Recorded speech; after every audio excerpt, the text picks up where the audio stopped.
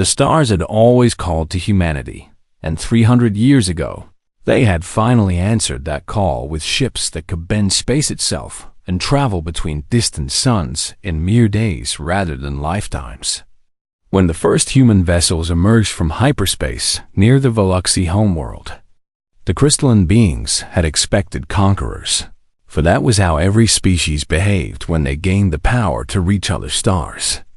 They took what they wanted and crushed anyone who stood in their way. But the humans had done something strange.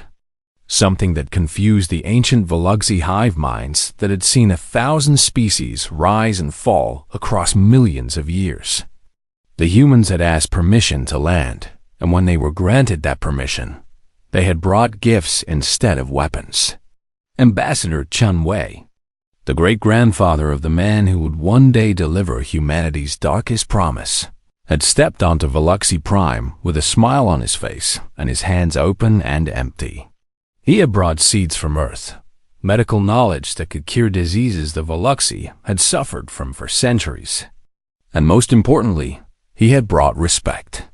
"We come as friends," he had said to the Veluxy Council, and the strangest part was that he had meant it. The Galactic Concord, an alliance of 47 spacefaring species that had existed for 10,000 years, had watched humanity's expansion with growing confusion.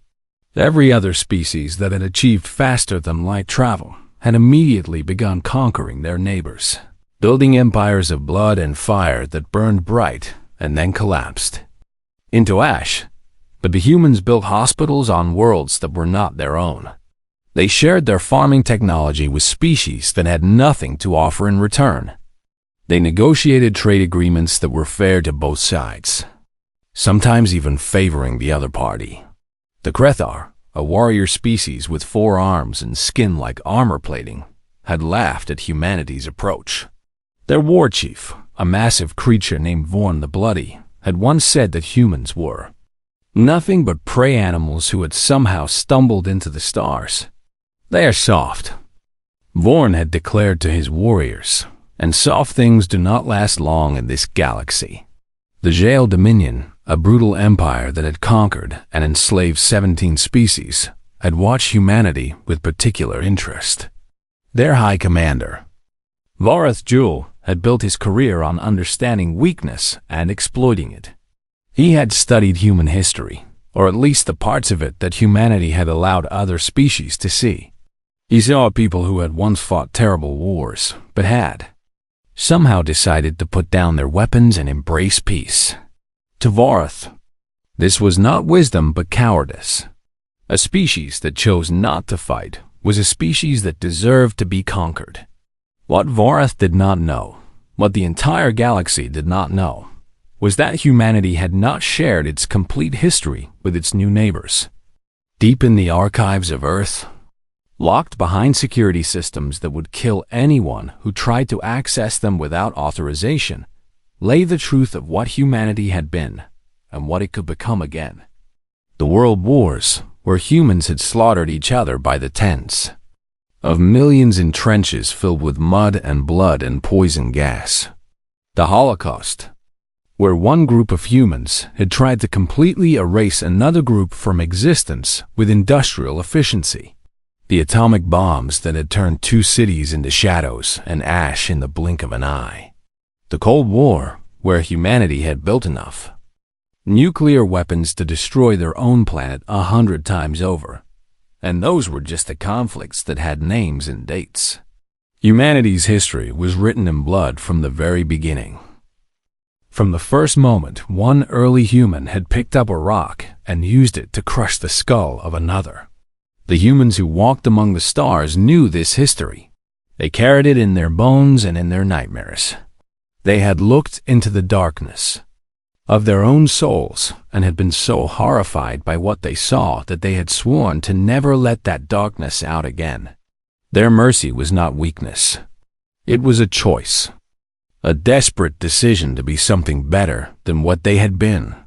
The colony of New Eden had been established 80 years before the Massacre, orbiting a gentle yellow star in a region of space called the Outer Reach. It was far from the political centers of the Galactic Concord, a quiet place where families could raise their children under alien skies. 12 million humans called New Eden home. They were farmers and teachers, doctors and engineers, artists and dreamers. They had built beautiful cities that floated above, purple oceans and carved gardens into mountains that touched pink clouds. The children of New Eden had never known war. They grew up believing that the universe was a place of wonder and friendship, where different species worked together and helped each other. They had no idea that their very existence was seen as an insult by beings who believed that strength was the only virtue worth having. Maria Santos was one of those children, though at 23 years old. She was no longer really a child. She worked as a teacher in the capital city of Hope's Landing, spending her days showing young students the wonders of alien biology and the history of humanity's peaceful expansion into the galaxy. On the night before everything changed, Maria had walked along the shore of the Amethyst Sea, watching the 3 moons of New Eden rise over the horizon in a dance of silver and gold. She had felt such peace in that moment, such gratitude for the life she had been given. She had no way of knowing that far above her, beyond the atmosphere that protected her world, sensors on the orbital defense platform had detected something strange. A ripple in hyperspace that suggested something large was approaching. The defense platform was not designed for war. It was designed to detect asteroids and redirect them away from the planet. The humans of New Eden had never imagined that they would need anything more than that.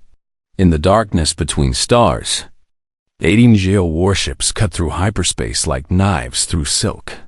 Aboard the flagship, High Commander Varajul reviewed his plans one final time. He had been watching New Eden for 2 years, studying its defenses and finding them laughable. The humans had no military ships, no orbital weapons, no ground-based missiles. They had nothing but hope and good intentions, and those things meant nothing against plasma cannons and antimatter bombs. "This will be quick," Varth had told his officers, his thin lips curling into something that might have been a smile on a species capable of joy. "We will burn this world to ash, and then we will watch as the humans weep and beg and do nothing. And when the galaxy sees how weak they truly are, everyone will know that mercy is just another word for cowardice." His officers had cheered, eager for the glory that would come from being the first to humble the strange, soft species that had confused the galaxy for so long. None of them understood what they were about to awaken. None of them knew that humanity's mercy was not a sign of what they could not do, but a desperate attempt to forget what they could.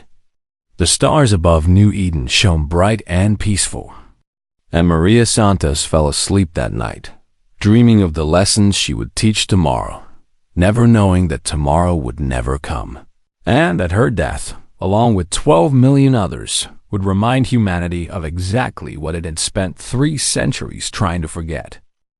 The attack came at 3:47 in the morning, local time, when most of the 12 million humans on New Eden were sleeping peacefully in their beds, dreaming dreams of love and hope and futures that would never come. The Geo warships dropped out of hyperspace like wolves falling upon a flock of sheep, their weapons already charged and their targeting systems already locked onto the cities below. High Commander Varajul did not bother with warnings or demands for surrender, for this was not a conquest, but a lesson. The first plasma bombardment struck Hope's Landing, the capital city where Maria Santos slept in her small apartment near the school where she taught children about the wonders of the universe. The blast vaporized everything within a 5-kilometer radius instantly, turning buildings and trees and human beings into nothing but superheated gas. Maria never felt a thing.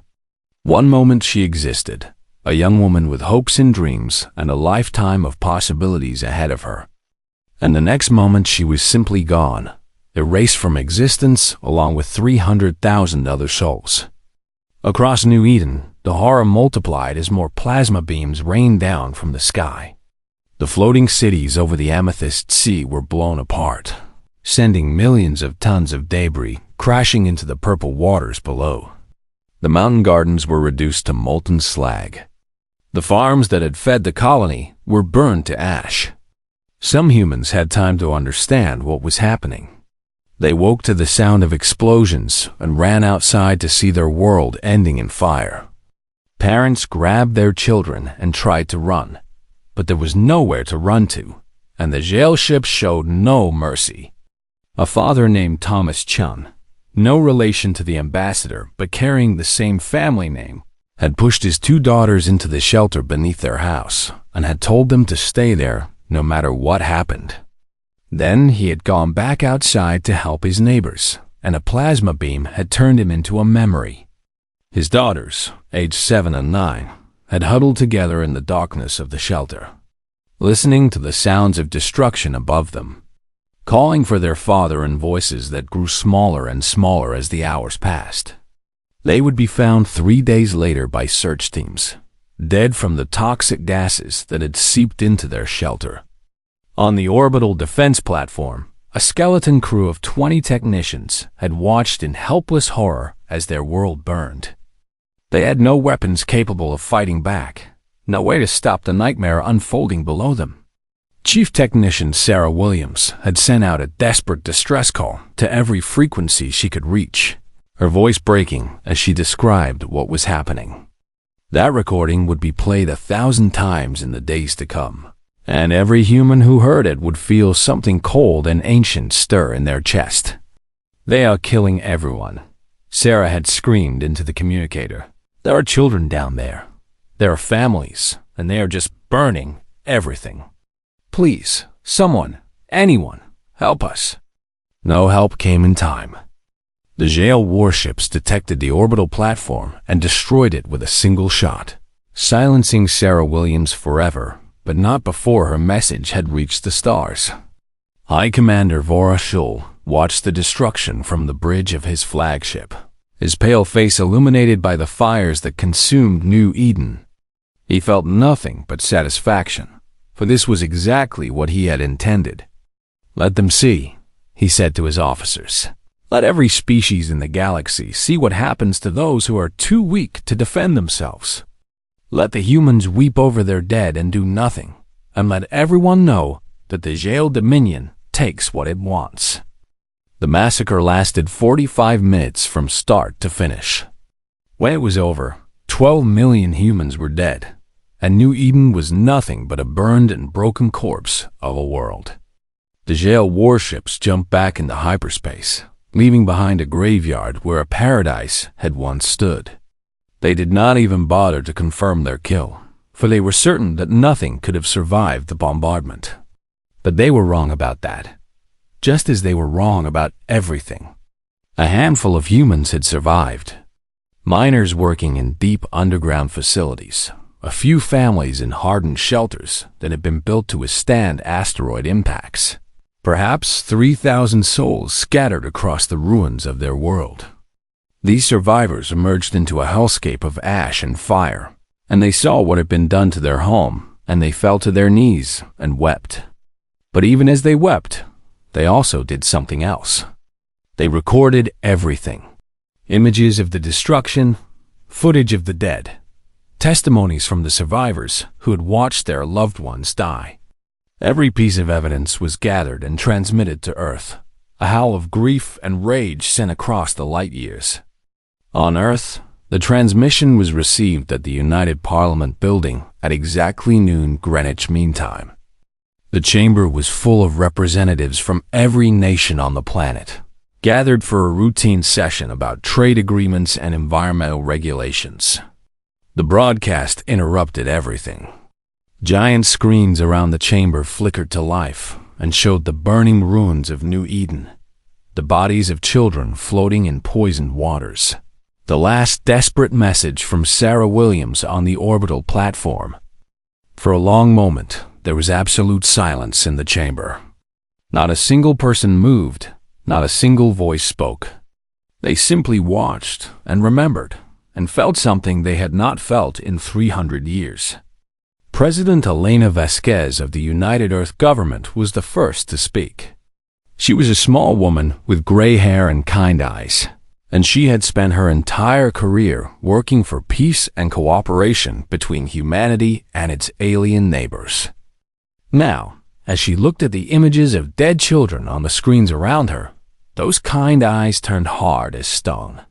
"Clear the chamber," she said, her voice cold and flat in a way that made several representatives flinch. "Clear it now. I want only the Security Council remaining. We need to discuss our response." The chamber emptied in minutes, and the doors were sealed. What happened in that room over the next 6 hours would not be made public for many years, but those who were there would never forget it. Ancient protocols were unsealed, protocols that had been locked away since the last great war on Earth. Weapons that humanity had sworn never to use again were discussed and approved.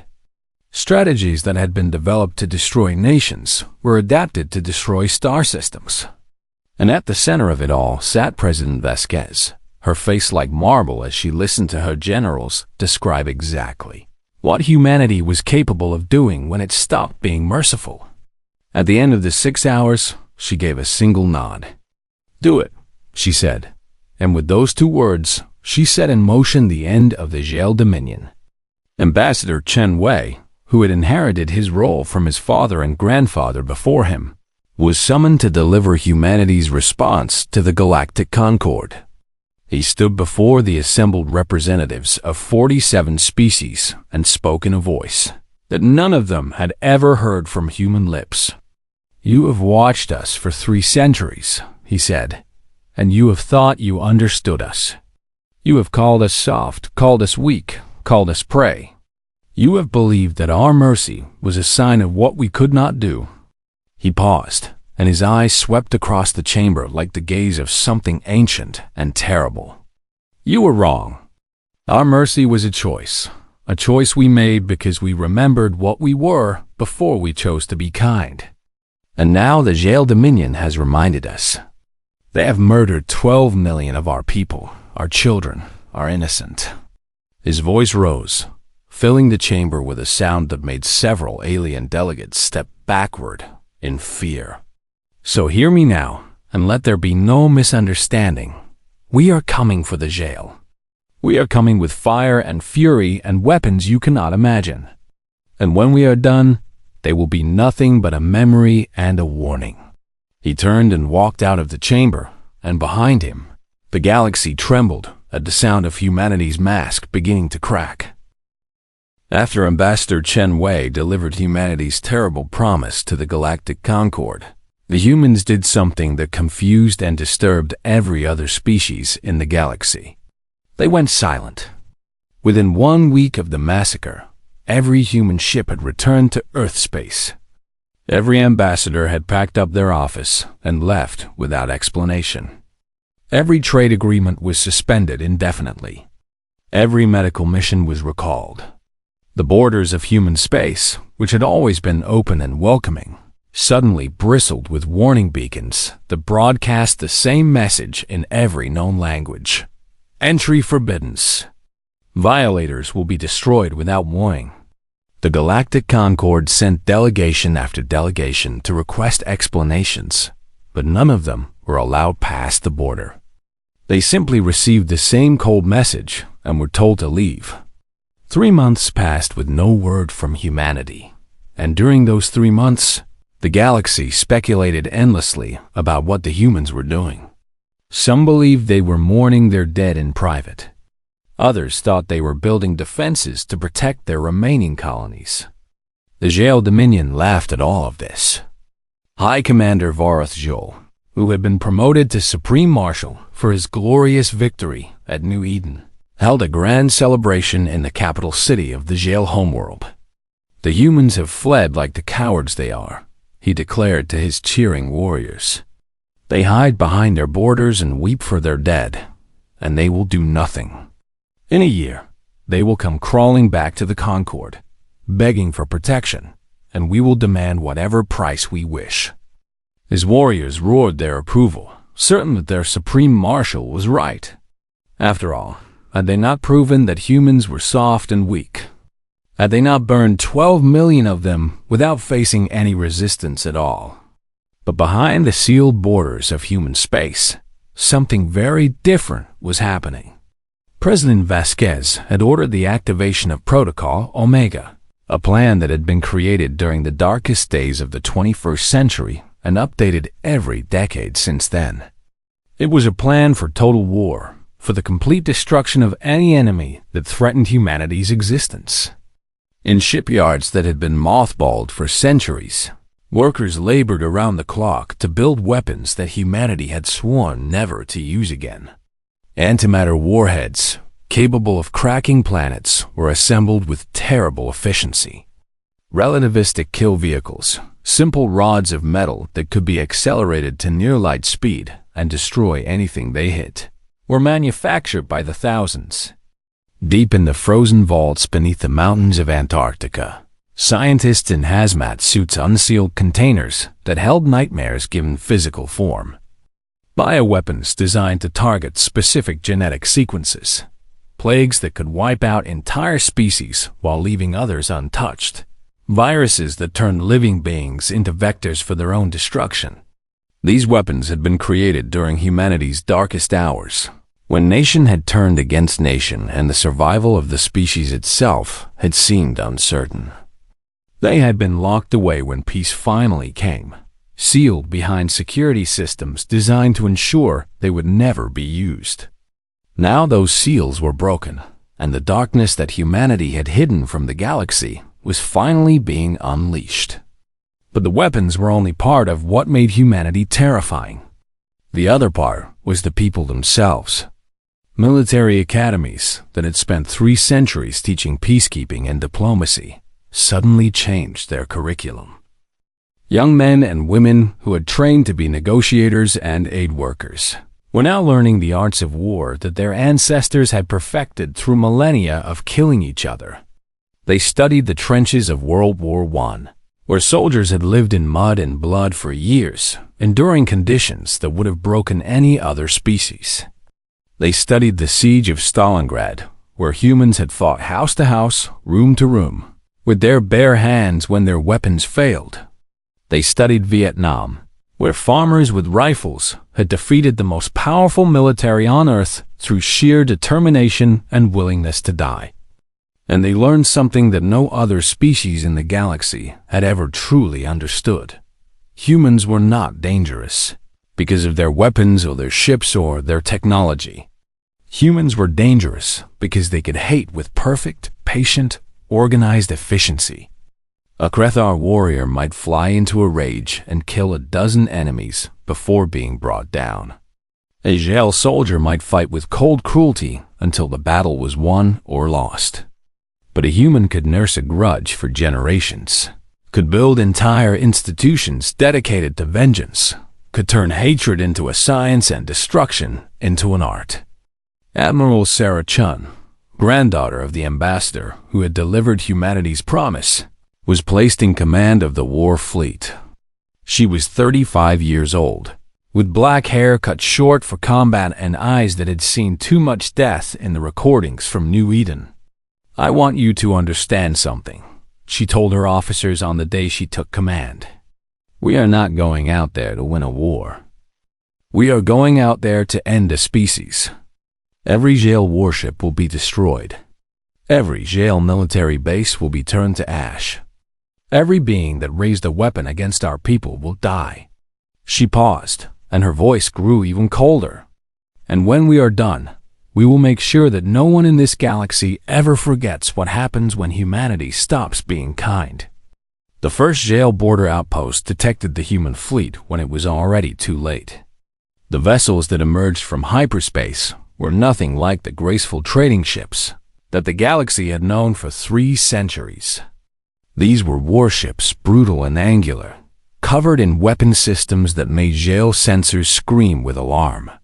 At their center flew a ship so massive that it defied belief. A dreadnought, the size of a small moon with a hull inscribed in letters visible from space. Those letters spelled out 12 million names, one for each human who had died on New Eden. The commander of the border outpost, a young jail officer named Thrix, who had celebrated the massacre with his comrades, sent out a desperate call to Supreme Marshal Varth as the human ships bore down on his position. "They are here," he screamed into his communicator. "The humans are here, and there are so many of them, and they are not stopping to talk. Supreme Marshal, help us." No help could reach Thrix in time. His outpost was gone before he finished speaking, vaporized by weapons that left nothing but expanding gas where metal and flesh had been. Admiral Chun looked at the sensor readings showing the destroyed outpost and felt nothing. There was no joy in this, no satisfaction, only a cold determination to see the job through to the end. "All ships," she broadcast to her fleet, "begin the advance. We stop when the Jail Dominion no longer exists." And so began the harvest, the terrible reaping that would remind the galaxy why humanity had chosen mercy in the first place, and what happened when that mercy was revoked. The galaxy had seen many wars over the 10,000 years since the Galactic Concord was founded. Empires had risen and fallen. Species had clashed over resources and territory and simple hatred. But no one had ever seen anything like what humanity did to the Jail Dominion. It was not a war. It was an extinction event with a return address. The human fleet moved through jail space like a blade through flesh, destroying everything military that stood in their path. Border outposts were obliterated in seconds. Patrol fleets were hunted down and annihilated. Supply depots were reduced to expanding clouds of debris. Admiral Chun had studied every jail tactic, every jail weakness, every mistake the jail had ever made in their centuries of conquest. She used that knowledge now with terrible precision, hitting targets that the jail thought were secret, destroying ships that were supposed to be hidden. The first jail colony world to fall was Jail Prime 7, a mining colony that supplied metal for the Dominion's war machine. The human fleet arrived without warning, bypassing the defensive perimeter through a route that should have been impossible to navigate. The colony had 50,000 jail workers and a garrison of 10,000 soldiers. They had 200 ships defending them, old but still dangerous vessels that had served the Dominion for centuries. The battle lasted 7 minutes.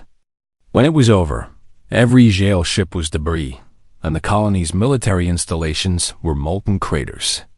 The human fleet did not touch the civilian areas, but they broadcast a message before they left that chilled every jail who heard it. "You are alive because we choose to let you live," Admiral Chun's voice echoed through the colony's speakers. "Remember this. Remember that humanity could have killed you all, and did not. And pray that you are never given a reason for us to return." The humans left, and the surviving jail looked at each other in confusion and terror. This was not how war was supposed to work. Enemies were supposed to kill everyone, enslave the survivors, strip the planet of resources. They were not supposed to show mercy. But the mercy was selective, and it had a purpose. Humanity was not trying to conquer the Jail Dominion. They were trying to send a message that would never be forgotten. Supreme Marshal Varth Joel watched the reports coming in from his commanders and felt something he had never felt before: fear. His forces were being destroyed faster than he could track. Every time he sent a fleet to engage the humans, they arrived at coordinates where the enemy should have been and found only empty space, while somewhere else another jail installation burned. How are they doing this? He demanded of his intelligence officers. How do they know where we are? How do they know where we will be? His officers had no answers. They did not understand that humanity had spent 3 centuries studying every species in the galaxy, including the jail. They had mapped jail patrol routes, analyzed jail communication patterns, identified jail weaknesses that the jail themselves did not know they had. And now all of that knowledge was being used to take them apart piece by piece. The war, if it could be called that, lasted 6 months. In that time, the jail lost 90% of their military capability. saw their empire reduced from 17 conquered worlds to just their homeworld, and learned that everything they believed about strength and weakness was wrong. Supreme Marshal Vorath, desperate and humiliated, gathered every ship he could find for a final stand at the Jail homeworld. 18,000 warships, everything that remained of the once mighty Jail fleet, formed a defensive sphere around their planet. "They will not take our home," Vorath broadcast to his warriors. "We will fight to the last ship, the last breath, the last breath. And if we die with honor." His warriors cheered, though the sound was hollow. They had seen what the humans could do, and many of them suspected that honor would be cold comfort in the grave. The human fleet arrived 3 days later, dropping out of hyperspace at a distance that allowed the Jail to see exactly what they were facing. 4,000 ships, led by the massive dreadnought Remembrance, its hull still inscribed with the names of the 12 million dead. 18,000 against 4,000. Any other enemy would have seen those numbers and felt hope. The Jail felt only dread. Admiral Chun opened a communication channel to the Jail fleet, her face appearing on every screen in the defensive sphere. "Supreme Marshal Vorath Jul," she said, her voice calm and cold. "You murdered 12 million of my people. You burned children in their beds. You laughed as families died. And now you will answer for what you have done." Vorath's face appeared on her screen, thin and pale and twisted with desperate defiance. "We are not afraid of you," he snarled. "We will crush your little fleet, and then we will burn Earth the same way we burned New Eden." Admiral Chen smiled, and that smile was more terrifying than any weapon. "You still do not understand," she said. "You think this is about military power. You think the side with more ships wins. But that is not how humans fight. We fight until the enemy can never threaten us again. We fight until there is nothing left to fight." She gestured to someone off-screen, and suddenly the sensor readings on every Jail ship changed. Where there had been 4,000 human ships, there were now 8,000. They had been hiding, cloaked, waiting. "We could have brought more," Admiral Chun continued. "We have more. But we wanted you to understand something before you die. We held back. Even now, even after everything you did, we are still holding back. Because if we ever truly let go, if we ever stopped restraining ourselves, there would be nothing left of this galaxy but ash and silence." The battle began, and it was not a battle at all. It was a slaughter. The Jail fought bravely, or at least desperately. They launched every missile, fired every cannon, sent every ship into the human lines. And it made no difference at all. Human ships moved with perfect coordination, each one knowing exactly where to be and when to be there. They covered each other's weaknesses, exploited every Jail mistake, and cut through the defensive sphere like it was made of paper. The Remembrance itself led the charge, its massive weapons carving paths of destruction through the Jail fleet. Admiral Chun stood on its bridge, watching the tactical display as thousands of Jail ships became thousands of debris fields. 4 hours after the battle began, Supreme Marshal Vorath Jul's flagship was surrounded by human vessels. His weapons were depleted, his shields were failing, and all around him, the last of his fleet was dying. "Surrender," Admiral Chun's voice came through his speakers. "Surrender now, and we will spare your homeworld. Fight on, and we will end your species entirely." Vorath looked at the destruction around him, looked at the human ships that could destroy him with a single volley, and felt his defiance crumble. He was a monster, but he was not insane enough to sacrifice his entire species for pride. "I surrender," he said, the words tasting like poison. "The Jail Dominion surrenders unconditionally." Admiral Chun nodded, her face showing no triumph, no satisfaction, only tired determination. "Wise choice," she said. "Now listen carefully, because I am only going to say this once. you will stand trial for what you did. Your military will be disbanded. Your weapons will be destroyed. And you will spend the rest of your existence remembering that humanity gave you a chance to live when we could have given you nothing but death. She ended the transmission and looked out at the burning remains of the Gale fleet. The war was over, but the message was only beginning. The war was over, but the galaxy would never be the same. In the aftermath of the Gale Dominion's unconditional surrender, the Galactic Concord held an emergency session to discuss what had happened. Representatives from 47 species gathered in the Great Chamber, but the atmosphere was nothing like it had been before. Before, the alien delegates had looked at the human ambassador with curiosity and mild contempt, seeing a representative of a soft, weak species that was too foolish to take what it wanted. Now they looked at Ambassador Chen Wei with something very different in their eyes, respect mixed with fear. The war is concluded, Ambassador Chen announced to the assembly, his voice calm and measured. The Gale Dominion has surrendered. Supreme Marshal Varath Jul and his commanders will stand trial for the massacre of New Eden. Reparations will be paid to the families of the victims. He paused, letting his gaze sweep across the chamber. Every alien delegate he looked at seemed to flinch, just a little. Humanity has no desire for conquest, he continued. We have no interest in expanding our territory or subjugating other species. The Gale homeworld will remain free, and its people will be allowed to rebuild their civilization. A murmur of confusion rippled through the chamber. This was not how victors behaved. When a species defeated another so completely, they were supposed to claim their territory, enslave their population, extract whatever resources they could. We did not fight this war for profit or power, Ambassador Chen explained, as if he could hear their thoughts.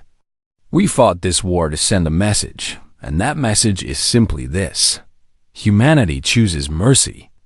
He let that sink in before continuing. But mercy is a choice. It can be given, and it can be taken away. The Gale Dominion made the mistake of believing that our kindness meant we were incapable of cruelty. They believed that our preference for peace meant we were unable to wage war. They murdered 12 million of our people to test that belief. His voice hardened, and the temperature in the chamber seemed to drop. They were wrong. They have learned what happens when humanity remembers what it truly is. And now, I hope, everyone in this chamber understands as well. No one spoke. No one moved. The silence was absolute. We will return to being the species you have known for 3 centuries, Ambassador Chen said, his voice softening again. We will trade fairly, share our knowledge, help those in need. Our hospitals will reopen. Our aid missions will resume. Our merchants will welcome your ships. He smiled, and it was the same warm, genuine smile that humans had always shown the galaxy. But do not ever forget what you have seen. Do not ever forget what we are capable of. And do not ever make the mistake of thinking that our mercy is weakness. He bowed to the assembly and walked out of the chamber, leaving behind a room full of beings who would never look at humanity the same way again. In the months that followed, humanity kept its word. The warships were put back into storage. The terrible weapons were sealed away again, and the trading vessels and hospital ships returned to the stars. But everything had changed. The Krethar, who had once called humans prey animals, suddenly became very eager to renegotiate their trade agreements. Their war chief, Vorn the Bloody, personally visited Earth to present gifts and assurances of eternal friendship.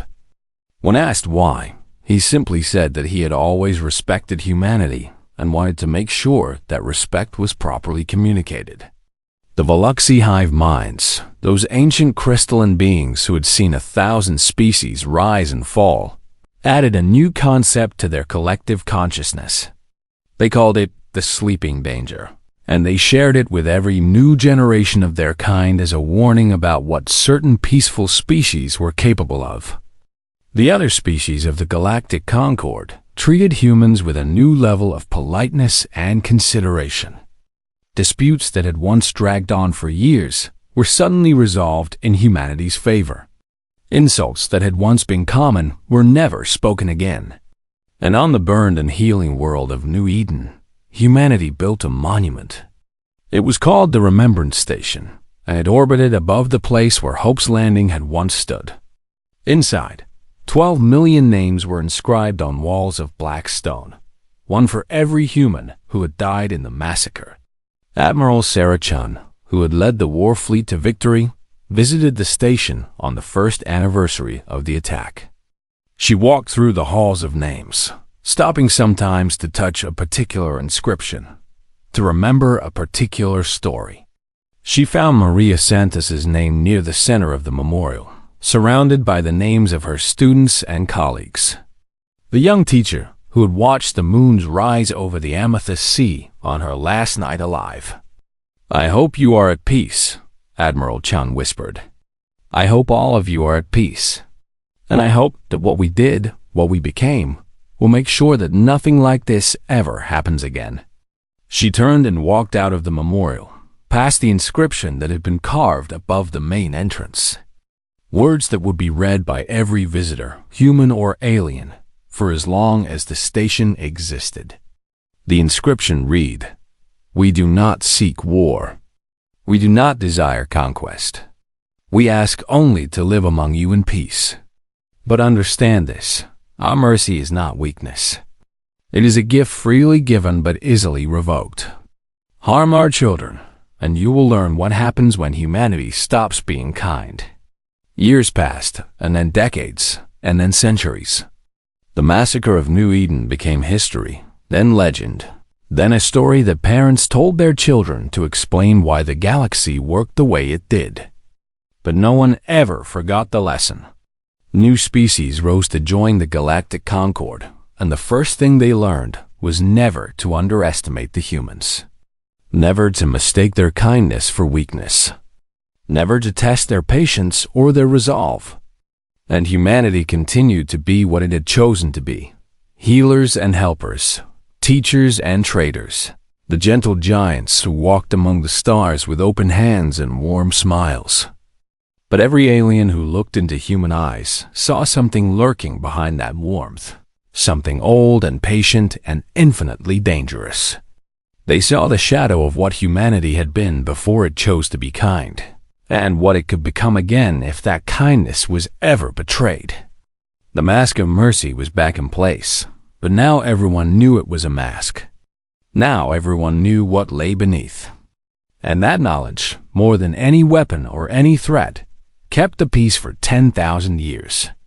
For humanity had learned something about itself during the war with the Jail, something that it had always known but had tried to forget. It had learned that mercy and violence were not opposites, but twins, two faces of the same ancient power that had driven them out of the caves and across the oceans and up to the stars. They could choose to be kind. They could choose to be cruel. The choice was theirs and theirs alone. And as long as they had that choice, as long as they remembered what they were capable of being, they would never truly be weak. The humans walked among the stars, helping and healing, teaching and trading, and the galaxy smiled at them with friendly faces and respectful words. But behind every smile was the memory of burning ships and broken empires. And behind every word was the knowledge that somewhere in human space, the weapons still waited in their vaults, patient and terrible, ready to be awakened if ever they were needed again. Humanity had cast aside the mask of mercy once, and the galaxy had seen what was beneath. They would never forget. And that was exactly what humanity wanted.